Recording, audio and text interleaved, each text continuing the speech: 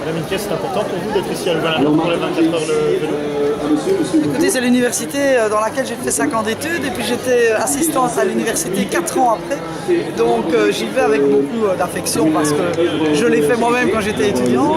Et puis c'est vrai que cette fois-ci, il y a aussi un élément de solidarité, un élément émotionnel puisqu'il y a eu la mort de ce jeune étudiant après une gadaille et qu'il y a aussi un messager de solidarité aux parents qui sont très dignes, qui se sont lancés dans toute une campagne de sensibilisation et de soutien à cette campagne de sensibilisation pour dire aux jeunes, voilà, il y a moyen de s'amuser, il y a moyen même de boire un coup, mais en restant responsable, en surveillant aussi l'état des autres pour les protéger.